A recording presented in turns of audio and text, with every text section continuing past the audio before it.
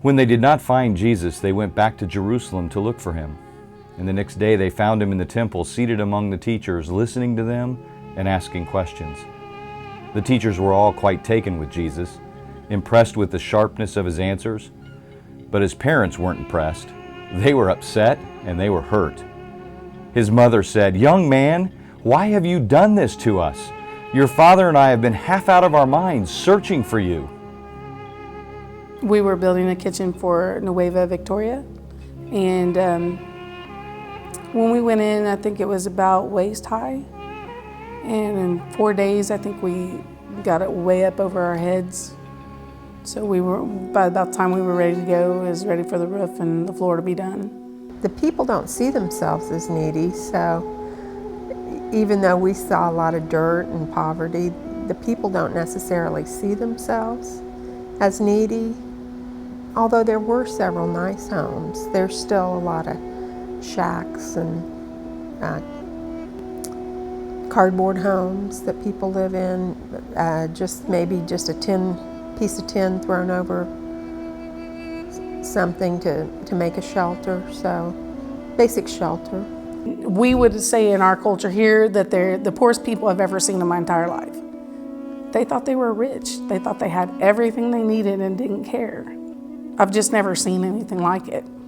The kids themselves, to my standards, I mean, I'd look at them and say, oh, a little kid that looked like he should have only been about 2 or 3 was maybe 5 or 6. And they were very, very small, but very happy kids. I don't think I saw one of them that was poor me kind of attitude. They were just happy-go-lucky doing their thing. I went with a broken arm, and so several of the jobs I wasn't able to do with the team. So one of my jobs that I did every day was pick up trash. I went around the work site and picked up litter and trash and just tried to show them that it's God's beautiful world and we need to take care of it. You could just tell that they were people of God. They're not judgmental, they're not anything. They're just, the acceptance there is, you are who you are, and they didn't care. They opened their arms and said, come in.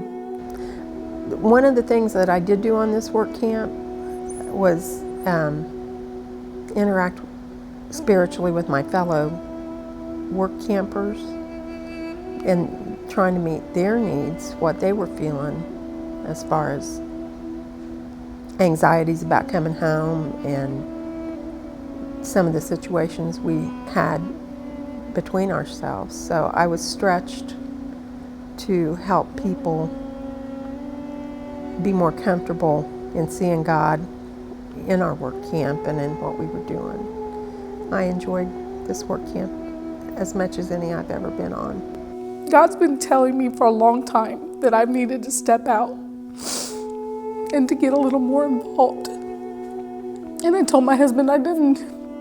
It's not that I'm not comfortable here,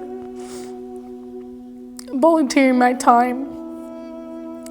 We're a culture that's very needy and in my eyes sometimes greedy when it comes to that.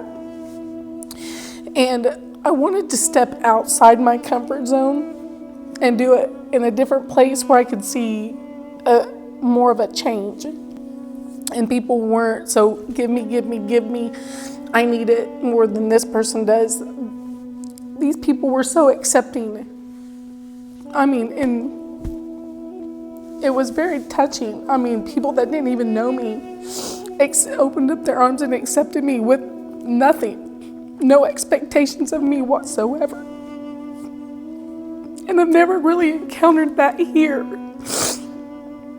And it's something you just can't explain it. And I come home and the first thing I want to do is hug my family, and then I told my husband, I said, I'm going back.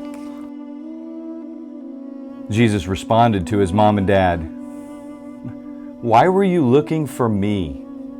Didn't you know that I had to be here, dealing with all the things of my Father?"